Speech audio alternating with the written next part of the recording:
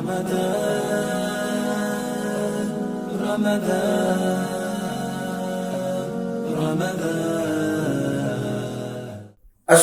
আলাইকুম ওয়া রাহমাতুল্লাহি ওয়া বারাকাতুহু। সুপ্রিয় দর্শক শ্রোতা, দেশে প্রবাসী, কাছে এবং দূরে যে যেখান থেকে আমাদের অনুষ্ঠান দেখছেন, সকলকে জানাচ্ছি ফাল্গুনী টিভির পক্ষ থেকে আন্তরিক শুভেচ্ছা, মোবারক। ফাল্গুনী টিভির নিয়মিত আয়োজন ইসলামী অনুষ্ঠান এসো কোরআন সুন্নাহ সত্যের পথে। এই অনুষ্ঠানের মাধ্যমে আমরা ইসলাম ধর্মের মানবের জীবন ঘনিষ্ঠ বিভিন্ন গুরুত্বপূর্ণ বিষয় নিয়ে আলোচনা করে থাকি। আর আজকে এমন একটা গুরুত্বপূর্ণ বিষয় নিয়ে আপনাদের মাঝে উপস্থিত হয়েছি। সেই বিষয়টি হলো মুসলমানের চরিত্র কেমন হওয়া উচিত। এই বিষয় নিয়ে যারা কথা বলবেন, চলুন আমরা আপনাদের সঙ্গে তাদের পরিচয় করিয়ে দিচ্ছি। আমাদের সাথে আছেন হযরত মাওলানা খন্দকার মাহবুবুল হক, যিনি মিডিয়া ব্যক্তিত্ব, আলোচক, বাইতুল মুকাররম, বহু চ্যানেলে যিনি আলোচনা করে থাকেন। আসসালামু আলাইকুম ওয়া রাহমাতুল্লাহি ওয়া বারাকাতুহু। এবং আমাদের সাথে আরো রয়েছেন মুফতি শাহ মোহাম্মদ আতাউল্লাহ, ইসলামী স্কলার, মিডিয়া ব্যক্তিত্ব। আসসালামু আলাইকুম ওয়া রাহমাতুল্লাহি ওয়া বারাকাতুহু। এবং গোটা অনুষ্ঠান জুড়ে উপস্থাপনায় রয়েছি আমি আলহাজ মাওলানা সাব্বির আহমদ উসমান। সুপ্রিয় দর্শক শ্রোতা, মুসলমানের চরিত্র কেমন হওয়া উচিত, এই মুসলমান আল্লাহ রাব্বুল আলামিন আমাদের জন্য নির্ধারণ করেছে। এক কথায় তিনি পছন্দ করেছেন মুসলমান ইসলাম ধর্ম। এটা তার মনোনীত ধর্ম, একমাত্র অ্যাকসেপ্টেবল রিলিজিয়নস আল্লাহর কাছে যেটা, সেটি হলো ইসলাম। আর ইসলাম ধর্মে যারা অনুসারী তাদেরকে মুসলমান বলা হয়। তো আমি সর্বপ্রথম হযরত মাওলানা খন্দকার মাহবুবুল হক সাহেবের কাছ থেকে জানতে চাইব যে মুসলিম শব্দের অর্থ কি, এই মুসলিম নাম কে রেখেছে? ধন্যবাদ হযরত মাওলানা সাব্বির আহমদ উসমানী সাহেব, অসংখ্য ধন্যবাদ আপনাকে যে এত চমৎকার একটি জীবন ঘনিষ্ঠ বিষয়ে কথা বলার জন্য আজকে ফাল্গুনী টিভির সামনে আমাদেরকে আহ্বান জানিয়েছেন। ইন্নাদ্দিনা বিসমিল্লাহির রহমানির রহিম, ইন্নাদ্দিনা ইনদাল্লাহিল ইসলাম। আল্লাহর কাছে একমাত্র গণগ্রহণযোগ্য জীবন ব্যবস্থার নাম হচ্ছে ইসলাম। আমরা যখন অজু করি তখন আল ইসলাম হাক্কু আল কুফরু বাতিল, আল ইসলাম নূরুন আল কুফরু যুলুমাত বলে আমরা পবিত্রতা অর্জন করি। এই যে ইসলাম শব্দটার ব্যবহার ব্যাপক, কোরআনেও আছে, হাদিসেও আছে। ইসলাম শব্দের এটা সিলমুন থেকে আত্মসমর্পিত হয়ে যাওয়া, সারেন্ডার করা, অর্থাৎ নিজের জীবন, যেমন আমরা কোরআনুল কারীমের অন্য আয়াতে বলি ইন্না সলাতি ওয়া নুসুকি ওয়া মাহিয়ায়া ওয়া মামাতি লিল্লাহি রাব্বিল আলামিন। নিশ্চয় আমার নামাজ, আমার ইবাদত বন্দেগী, আমার জীবন মরণ, কোরবানি, এই সব কিছু আল্লাহর জন্য নিবেদিত। এই কথা বলে আমরা নিজেদেরকে আত্মসমর্পিত করে ফেলি মহান আল্লাহ সুবহানাহু ওয়া তাআলার দরবারে। তো এই যে আত্মসমর্পিত হয়ে যাওয়া, যে ব্যক্তি আল্লাহর দরবারে আত্মসমর্পিত হয়, নিজেকে সপর্দ করে, জীবনের মান উন্নয়নের ক্ষেত্রে জন্ম থেকে শুরু করে মৃত্যু পর্যন্ত সকল কার্যক্রম আল্লাহ সুবহানাহু ওয়া তাআলার হুকুমের আদলে নিজেকে গড়ে তোলা, এটার জন্য যদি সে নিজেকে আল্লাহ সুবহানাহু ওয়া তাআলার কথার আলোকে জীবনযাপন করতে পারে, সে একজন মুসলমান হয়। আর এই মুসলমান শব্দের নামটা দিয়েছেন হযরতে ইব্রাহিম আলাইহিস সালাম, যাকে আমরা মুসলিম জাতির পিতা বলি। মিল্লাতা আবিকুম ইব্রাহিম হুয়া সাম্মাকুমুল মুসলিমিন। তিনি আমাদেরকে আত্মসমর্পণকারী মুসলমান নামকরণে বিভূষিত করেছেন, আমাদেরকে মর্যাদা দান করেছেন। ধন্যবাদ। আসলে মূল কথা হলো ইসলাম শব্দের অর্থ হলো যিনি আল্লাহতে আত্মসমর্পণকারী, কমপ্লিট সারেন্ডার, যিনি নিজেকে করতে পেরেছে আল্লাহর কাছে, তিনিই মূলত মুসলিম। এই মুসলিমের চরিত্র সম্পর্কে আমরা আরো আলোচনা শুনবো। চমৎকার বলছিলেন সম্মানিত আলোচক মুফতি শাহ মোহাম্মদ আতাউল্লাহ সাহেব। আমি আপনার কাছ থেকে জানতে চাচ্ছি যে একজন মুসলমান যার সত্যবাদিতা, মুসলমান বলতে যিনি তার সত্যবাদিতা এবং তার যে আমানতদারিতা, এটার প্রতি কতটুকু গুরুত্ব দেওয়া উচিত, এই বিষয় নিয়ে যদি একটু আলোচনা করতেন। ধন্যবাদ প্রিয় উপস্থাপক। এটি এটি সুন্দর একটা প্রশ্ন, এটি সুন্দর একটা বিষয়, যেটা আসলে মুসলমানদের সাথে মুসলমান যারা মুহাক্কিক যারা মুমিন যারা মুসলমান হিসেবে দাবি করে, তাদেরকে কিন্তু আপনার এই দুইটা গুণ থাকা একেবারেই কম্পালসারি আবশ্যক বিষয়। আপনার সত্যবাদিতা এবং আমানতদারিতা, এই দুইটা জিনিস একে অপরের পরিপূরক। যা আল হাক্কু ওয়াজহাকাল বাতিল ইন্নাল বাতিলা কানা যাহুকা। দেখেন, আল্লাহ রাসূল সাল্লাল্লাহু আলাইহি ওয়াসাল্লাম তিনি কিন্তু এই সত্যের জন্যই কিন্তু গোটা জিন্দেগি কিন্তু কাফের মুশরিক বেঈমানদের বিরুদ্ধে লড়ে গেছে, সত্য প্রতিষ্ঠা করার জন্য। সত্য কি জিনিস? সেটা হচ্ছে যে দ্বীন ইসলাম, এবং এই দ্বীন ইসলামটাই হচ্ছে প্রকৃত সত্য ধর্ম। এবং আমানতদারিতা, এবং আমানতদারিতাও যে এটা মানব জীবনের একটা গুরুত্বপূর্ণ বিষয়। দেখেন, রাসূলুল্লাহ আকরাম সাল্লাল্লাহু আলাইহি ওয়াসাল্লামকে কিন্তু জাহিলি যুগের লোকেরা তাকে আলামিন উপাধি দিয়েছিল। কি কারণে? তার কাছে একটা জিনিস রাখতো, যে এই আশায় যে তার কাছে আমানতের খেয়ানত হবে, যে গচ্ছিত রাখে যে মুহাম্মাদের কাছে যদি কোনো মাল রাখা হয়, এই মাল কখনো এদিক সেদিক হবে না, মানে হেরফের হবে না। তিনি কিন্তু এই সত্যবাদিতার কারণে, আমানতদারিতার কারণে কিন্তু এখনো মানুষ তাকে, আমরা মুসলিম জাতি এবং বিধর্মী সবাই কিন্তু তাকে সম্মান করে, শ্রদ্ধা করে, এবং তাকে মনে রাখে এবং হৃদয়ের কলিজার ভিতরে রাখে। কারণ কি? রাসূল আকরাম সাল্লাল্লাহু আলাইহি ওয়াসাল্লাম তিনি এই সত্যবাদিতা এবং আমানতদারিতার জন্য তিনি সারা জীবন লড়ে গেছেন। সত্য যদি আপনি না বলেন, আপনি একদিন মিথ্যা কথা, একটা মিথ্যা কথার জন্য আপনার মিথ্যা কথার জন্য আপনার 10টা মিথ্যা কথা বলা লাগে। কারণ কি? এই মিথ্যা কথাটাকে প্রতিষ্ঠিত করার জন্য আপনার 10টা মিথ্যা কথা এখানে উপস্থাপন করা লাগে। সুতরাং আমাদের এই যে মিথ্যা কথা, এর থেকে দূরে থাকতে হবে। সত্যের বিপরীত হচ্ছে মিথ্যা। আল কিযবু ইয়ানজি আল ইহলা, আসিদকু ইয়ানজি আল কিযবু ইয়াহলিক। সত্য মানুষকে মুক্তি দেয়, মিথ্যা মানুষকে ধ্বংস করে। তাহলে এই সত্য এবং মিথ্যা, এই দুইটাই কিন্তু পরিপূর্ণ, যে এটার বিপরীতে। সুতরাং আমরা সত্য যদি প্রতিষ্ঠা করতে যাই, সত্যবাদিতা যদি হতে চাই, তাহলে মিথ্যাকে আমাদের পরিহার করতে হবে। মিথ্যা জিনিস এগুলো আমাদের চিরতাকে একদম মুমিন হিসেবে পরিহার করা হবে। আপনারা দেখেন, আমরা চলা ফেরা, ওঠা বসা সব জায়গাতেই কিন্তু আমরা এই মিথ্যাকে আমরা ধারণ করি। আপনার মোবাইলে কথা বলতেছে, সে আসে একটা স্থানে, সে বলে আর এক স্থানে, মানে কথায় কথায় আমরা মিথ্যা কথা বলি। কারণ মিথ্যা কথার প্রবণতা এমন বেড়ে গেছে, যার কারণে আমরা সত্যবাদিতা, সত্য কথা বলতেও আমরা ভয় পাই। কারণ সত্য কথা বললে অনেক সময় আমাদের অনেক বিপদ হয়, কিন্তু বিপদ হলেও তো আমাদের কিছু করার নেই। কারণ কি? বিপদ মুমিনের জন্য, এই দুনিয়াটা হচ্ছে মুমিনদের জন্য একটা জেলখানা। কারণ আমরা সত্য কথা শব্দ যদি বলতে পারি, তাহলে এহকালীন কল্যাণ, পরকালীন মুক্তি আসে। এবং আমানতদারিতার যে বিষয়টা বলতেছি, আমানতের বিষয়টা হচ্ছে ওরকম, আপনি একটা জিনিস যদি আমানত রাখেন, কারণ কেউ যদি আপনার কাছে আমানত রাখে, বা আমার কাছে রাখে, বা কারো কাছে রাখে, মুসলমানের কাছে রাখে, তার উচিত হচ্ছে এই আমানতটাকে রক্ষা করা। কারণ আপনি যদি একটা আমানত রক্ষা করতে না পারেন, তাহলে মানুষ আপনাকে আর বিশ্বাস করবে না। এমনকি আপনাকে একটা কাজ দেবে, আপনার কাছে একটা কথা বলবে, সেই কথা বলতেও সে ভয় পায়। কারণ কি? সে আসলে আপনার প্রতি সে মানে সন্তুষ্ট। কথাটাও কিন্তু একটা আমানত। কোন কথা কাউকে বলা, এটাও একটা আমানত। আপনি দেখবেন, আপনার একটা গোপন কথা হয়তো বিপদে পড়ে তার কাছে শেয়ার করার পরে এই কথাটা সে কি করলো, আর এক জায়গায় বলে দেবে। কিন্তু এই যে আমানতটা আপনি খেয়ানত করলেন, এই খেয়ানতটা, কারণ আল্লাহ পাক রব্বুল আলামিন যে আপনার যদি একটা গোপন, আপনি কারো যদি একটা গোপন কথা যদি আপনি গোপন রাখেন, আল্লাহ পাক রব্বুল আলামিন কিয়ামতের ময়দানে আপনার অসংখ্য অজস্র অপকর্ম আল্লাহ তাআলা গোপন রাখেন।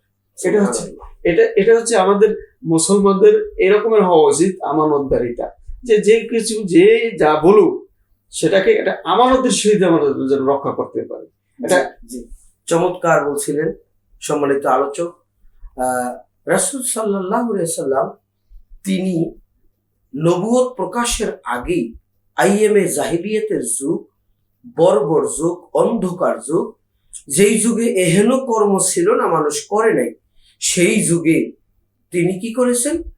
আমানতদারিতায় শ্রেষ্ঠ ছিলেন, সত্যবাদিতায় শ্রেষ্ঠ ছিলেন। এই জন্য ওই যুগের মানুষ তাকে আল আমিন নামে উপাধি দেয়, খেতাবে ভূষিত করে। তো রাসূল সাল্লাল্লাহু আলাইহি ওয়াসাল্লাম সেই ইসলামের মূল, তিনি তার থেকেই ইসলাম আমাদের মাঝে এসেছে। এখন আমরা রাসূলের পোশাক ধারণ করেছি, অন্য অন্য সুন্নত আমরা ধারণ করেছি, কিন্তু রাসূলের মূল সুন্নত ছিল আমানত এবং সত্যবাদিতা।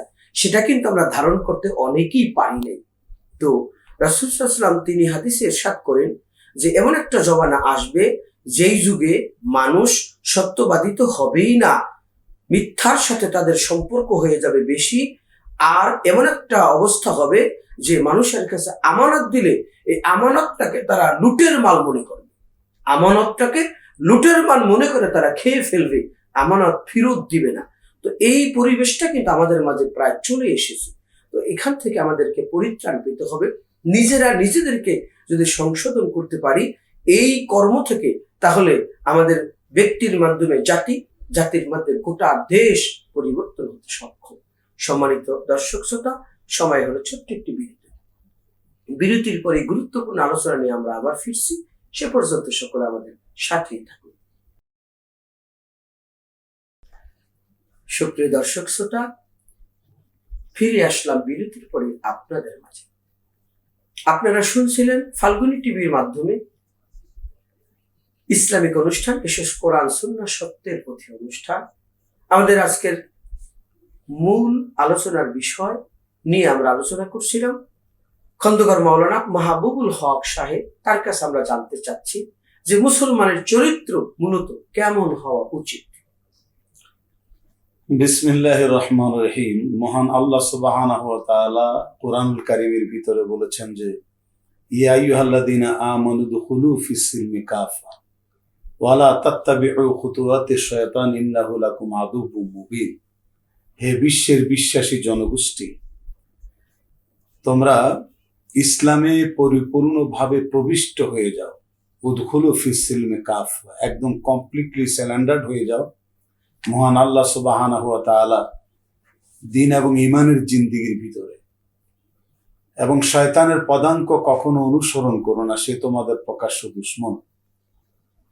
তো কেউ যদি ইসলাম অনুসরণ করে তার চরিত্র হবে ফেরেশতাদের মতো, আর কেউ যদি ইসলামকে অনুসরণ না করে বদ্দিন শয়তানের পদাঙ্ক অনুসরণ করে চলে, তাহলে সেই ব্যক্তি মিনাল জিন্নাতি ওয়ান নাস, মানুষের মধ্যে জিনের মধ্যে যেরকম শয়তান আছে, সেই ব্যক্তিও শয়তানি খাসলের মধ্যে ডুবে থাকবে।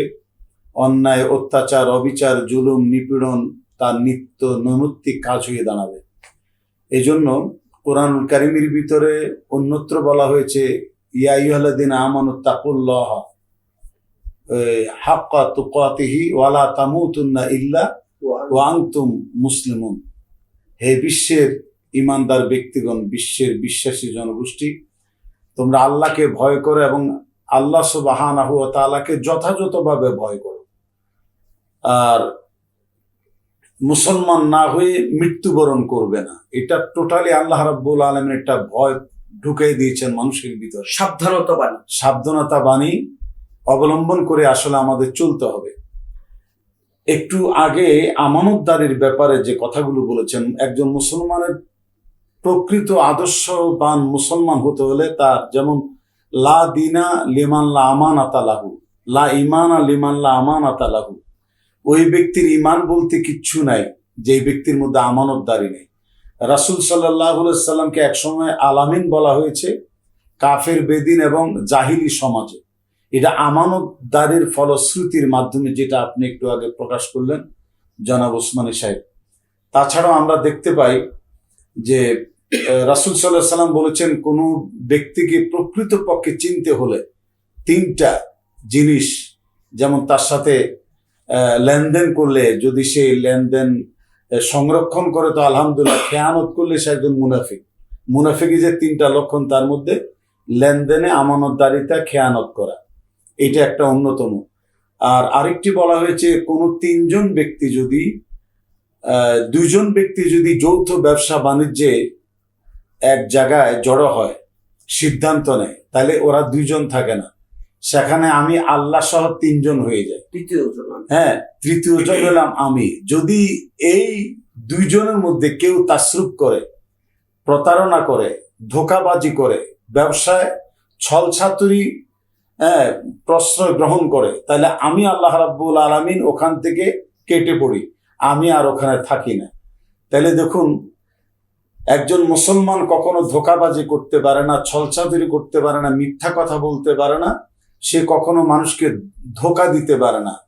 আমরা অনেক সময় দেখা যায় যে বিদেশ নেওয়ার জন্য অনেক বড় বড় অফিস খুলে থাকি, অনেক টাকা পয়সা নিয়ে তাকে বিভিন্ন জায়গায় কর্মসংস্থানের ব্যবস্থা করে দেওয়ার পরে দেখা যায় যে সেও নাই, অফিসও নাই, মানুষকে ধোঁকাবাজি করা। আর মান গাস্সা ফালাইসা মিন্না, যে ব্যক্তি চলাফেরা ধোঁকাবাজির পথ অবলম্বন করে, সে কখনো আমি নবীর উম্মত হতে পারে না। কোনো ব্যক্তি, একজন মুসলমানের কথা এবং কাজের মাধ্যমে অন্য কোনো মুসলমান কখনো প্রতারিত হবে না, কষ্ট পাবে না। এমনকি অমুসলিম যারা, বেধর্মী যারা, যারা আমাদের মুখালেফ, বিপরীত, কাফের, বেদিন, এদের সঙ্গেও কোনো মুসলমান দুরাচরণ করতে পারে না। সুন্দর বলছিলেন সম্মানিত আলোচক। আসলে এই আলোচনা অনেক ব্যাপক, সময় নিয়ে করতে হয়, আমাদের সীমিত সময়। শুধু আপনার আলোচনার রেশ ধরে এতটুকু বলবো যে মুসলমানের চরিত্র আজকে যেমন হওয়া উচিত ছিল, আজকে তেমন নেই, আমরা রাখতে পারছি না। আপনি বলছিলেন সম্মানিত আলোচক যে আমানতদারিতা না থাকলে সে মুনাফিকের আলামতের একটা। কিন্তু দেখেন, এই মুনাফিকের আলামত সম্পর্কে রাসূল যে তিনটা কথা বলেছে, যখন সে কথা বলে মিথ্যা বলে, যখন আমানত রাখে খেয়ানত করে, ওয়াদা দিলে ভঙ্গ করে, এই তিনটা চরিত্র আজকে মুসলমানের মেজরিটি পার্সেন্ট মুসলমানের ভিতরে আছে। তাহলে মেজরিটি পার্সেন্ট মুসলমান, আমরা নাম দিলাম মুসলমান, কিন্তু মুনাফিকের চরিত্র সম্পূর্ণগুলো আমাদের ভিতরে। এই সম্পর্কে আল্লাহ নিজে কোরআনে বলেছে, কাফের যাবে জাহান্নামে, কিন্তু মুনাফিক যাবে জাহান্নামের অতল তলে। ইন্নাল মুনাফিকিনা ফিদ দারকিল আসফালি মিনান নার। তাহলে মুনাফিক কাফেরের চাইতে নিকৃষ্ট। অথচ আমরা কিন্তু দিব্যি আরামে মনে করতেছি যে আমি একজন হুজুর, আমি একজন ব্যবসায়ী, আমি একজন আলেম, আমি একজন মুসলমান, আমি একজন নামাজি। অথচ এই তিনটা বদগুণ তাদের ভিতরে আছে। কথা বললে মিথ্যা বলে, আমানতের খেয়ানত করে তারা। আর এটা পরিহার করতে পারলে সে গেইনার হবে। এই চরিত্রগুলো যদি আমরা পরিবর্তন করতে না পারি, আমরা প্রকৃত মুসলমান হতে পারবো না। ধন্যবাদ সম্মানিত আলোচক। সম্মানিত আলোচক হযরত মুফতি শাহ মোহাম্মদ আতাউল্লাহ সাহেব, আমি আপনার কাছ থেকে আজকের অনুষ্ঠানের সর্বশেষ প্রশ্ন জানতে চাচ্ছি যে কোরআন সুন্নাহর আলোকে একজন মুমিন মুসলমানের চরিত্র কিভাবে সাজাতে পারে, যদি বিষয়টি বলতেন। ধন্যবাদ উপস্থাপক, আপনি এটি সুন্দর একটা প্রশ্ন করেছেন। তো কোরআন সুন্নাহর আলোকে একজন মুমিন বা মুসলমান, মুমিন মুসলমান, মুসলমান এবং মুমিন দুইটাই পরিপূর্ণ। মুসলমান হলেই মুমিন হওয়া যায় না। তো মুমিন মুসলমান সে আল্লাহ রাসূল সাল্লাল্লাহু আলাইহি ওয়াসাল্লামের আদর্শ অনুকরণ করবে, যে আতিউল্লাহ ওয়া আতিউর রাসূল ওয়া উলিল আমরি মিনকুম। যে একজন মুমিন বা একজন মুমিন হতে পারে, একজন মুসলমান হতে হলে আল্লাহ তাআলার রাসূলকে অনুসরণ করতে হবে, কোরআন সুন্নাহর আদলে তার জীবনকে সাজাতে হবে। যখন তার ভিতরে হুজুর আকরাম সাল্লাল্লাহু আলাইহি সাল্লামের ভিতরে কি কি গুণ ছিল, সেই গুণগুলা আঁকড়ে ধরতে হবে। আল্লাহ রাসূল সাল্লাল্লাহু আলাইহি সাল্লামের কাছে ছিল ধৈর্য, নম্রতা, বিনয়িতা, উদারতা, সত্যবাদিতা। আল্লাহ রাসূল সাল্লাল্লাহু আলাইহি সাল্লাম গীবত শিকায়ত করতেন না, পরনিন্দা করতেন না। আল্লাহ রাসূল সাল্লাল্লাহু আলাইহি সাল্লাম ছিলেন অপরকে ক্ষমা করে দিতেন। একটা অন্যায় অপরাধ করলে সেটা ক্ষমা করে দিতেন। সুতরাং আমার এই যে কয়েকটা বললাম, এখান থেকে আমাদের যদি আমরা জীবন সাজাতে পারি, যেমন আমি বলবো যে ক্ষমাশীলতা। ক্ষমা রাসূল সাল্লাল্লাহু আলাইহি সাল্লামের অন্যতম একটা আদর্শ ছিল। আল্লাহ রাসূল সাল্লাল্লাহু আলাইহি সাল্লাম যিনি মক্কা বিজয়ের দিন কিন্তু অনেক কাফের বেঈমান মুশরিকরা তার হাতে কিন্তু বন্দী হয়েছিল। আল্লাহ রাসূল সাল্লাল্লাহু আলাইহি ওয়াসাল্লাম তিনি কিন্তু তাদেরকে ক্ষমা করে দিয়েছে। ক্ষমার বদৌলতে তিনি তার কাছে কিন্তু দলে দলে ইসলাম গ্রহণ করছে। কারণ কি? তার মহানুভবতা, চরিত্রটা, তার দয়ালু দেল দেখে তারা সবাই আকৃষ্ট হয়েছে এবং ইসলামের ভিতরে প্রবেশ করেছে। কারণ কি? দেখতেছে ইসলাম একটা শান্তির ধর্ম, ন্যায়ের ধর্ম। এই ন্যায়ের ধর্মে তারা প্রবেশ করছে। তারপরে কি? যে আল্লাহ রাসূল সাল্লাল্লাহু আলাইহি ওয়াসাল্লাম গীবত শেখাতে, গীবতটা এমন প্রকট আকারে ধরা যায় যে আল গীবাতু আসাদ্দু মিনাজ জিনা, যে গীবত হচ্ছে জিনার চেয়েও ভয়ঙ্কর। সুতরাং আমরা এই গীবত থেকে আমরা পরিহার করব। কারণ আমরা দেখি অনেক সময় আমরা মুখে বলি যে কোনো গীবত করব না, শিকায়ত করব না, কিন্তু দেখা যায় বলার পরেই শুরু হয়ে যায় আবার গীবত। একটা লোকের আপনার বদগুণ আছে, বদগুণ থাকা সত্ত্বেও আবার এমন একটা এইসব গীবত আবার জায়েজ আছে, যেমন যেই গীবতটা আপনার ইসলামের জন্য ক্ষতিকর, এইসব গীবত আবার জায়েজ আছে। আবার যে জন্য ক্ষতিকর, ইসলামের জন্য ক্ষতিকর, ইসলামের যদি ক্ষতি হয় সেই গীবত গাওয়া জায়েজ আছে, ইসলামকে রক্ষা করার জন্য। কিন্তু এমনিতে এই গীবত গাওয়া জায়েজ আছে যদি আপনার সেটা আপনার ভিতরে থাকেও, কোনো একটা বদ গুণ আছে, খারাপ গুণ আছে, এই গুণটা যদি থাকে তারপর এই গীবতটা গাওয়া জায়েজ নেই। তারপর কি? নম্রতা, যে আপনি একটা লোকের সাথে আপনি কথা বলছেন মোলায়েম ভাষায়, নম্র ভাষায়, যদি এটা কেউ আবার দুর্বলতা ভাবে, সেটাও হবে যে দুর্বলতা ভাববে সে মুমিন হতে পারবে না। তার কারণ কি? যার ভিতরে নম্র আচরণ আছে, মনে করতে হবে যে হুজুর আকরাম সাল্লাল্লাহু আলাইহি সাল্লামের সে আদর্শ গ্রহণ করছে। তার মানে এক কথায় আমরা বলতে পারি, একজন মুসলমান তাদের জীবন যদি চরিত্রের মাধুর্য দিয়ে সাজাতে হয় তাহলে রাসূল সাল্লাল্লাহু আলাইহি ওয়াসাল্লামকে ফলো করতে হবে। কারণ তিনি হলো আমাদের মডেল। আল্লাহর রাসূল সাল্লাল্লাহু আলাইহি ওয়াসাল্লাম সম্পর্কে বলেছেন, লাকাদ কানা লাকুম ফি রাসূলিল্লাহি উসওয়াতুন হাসানাহ। এক কথায় সৃষ্টির শ্রেষ্ঠতম চরিত্রের অধিকারী আমার রাসূল, আমরা যাকে চরিত্রের স্মৃতিসৌধ বলতে পারি। মা আয়েশা সিদ্দিকা রাদিয়াল্লাহু তাআলা আনহার কাছে সাহাবায়ে আজমাইন প্রশ্ন করেন, মা আয়েশা, আপনি দয়া করে রাসূলের চরিত্র সম্পর্কে আমাদেরকে কিছু বলেন। তখন মা আয়েশা সিদ্দিকা বলল, সাহাবীরা, আমি নবীর চরিত্র সম্পর্কে কি বলবো? হুয়া খুলুকুল কারীম, তিনি তো কোরআনের চরিত্র। হুয়া খুলুকুল কারীম, ওই কোরআনুল কারীম, হুয়া খুলুকুল কোরআন, খুলুকুল কারীম। তাহলে কোরআনের চরিত্র যদি নবীর চরিত্র হয়, তাহলে সেই নবীর চরিত্র আদর্শ আমাদেরকে ধারণ করা। জায়গায় বলছে যে বইস্তুল ইতিমিমা মাকারিমাল আখলাক, যে আমি উত্তম চরিত্র হিসেবে প্রেরিত হয়েছে। তাহলে রাসূল সাল্লাল্লাহু আলাইহি ওয়াসাল্লামকে যদি একজন মানুষ ফলো করতে পারে, তার জীবনী, তার আদর্শ, তাহলে দ্যাটস এনাফ। একজন মানুষের জীবন গঠনের জন্য যথেষ্ট। এটা নিয়েই যদি একজন মানুষ তার নিজের জীবনটাকে সাজায়, আশা করি আর ডানা বায়ে তাকানোর কোনো সুযোগ নাই, কোনো প্রয়োজন নেই। ধন্যবাদ সম্মানিত আলোচক, সম্মানিত দর্শক শ্রোতা। আমরা অত্যন্ত গুরুত্বপূর্ণ আলোচনা শুনতেছিলাম, মুসলমানের চরিত্র কেমন হওয়া উচিত, এই বিষয়ের উপরে। অনুষ্ঠানের শেষ পর্যায়ে চলে এসেছি। আগামীকালকে আবার সুন্দর একটি বিষয় নিয়ে আলোচনার জন্য আপনাদের মাঝে উপস্থিত হব। সে পর্যন্ত সকলে ভালো থাকবেন, সকলের সুস্থতা কামনায় আজকের মতো শেষ করছি। আসসালামু আলাইকুম ওয়া রাহমাতুল্লাহি ওয়া বারাকাতুহু। আলোচনা বেশি হয়ে গেছে লাস্টে, এই জন্য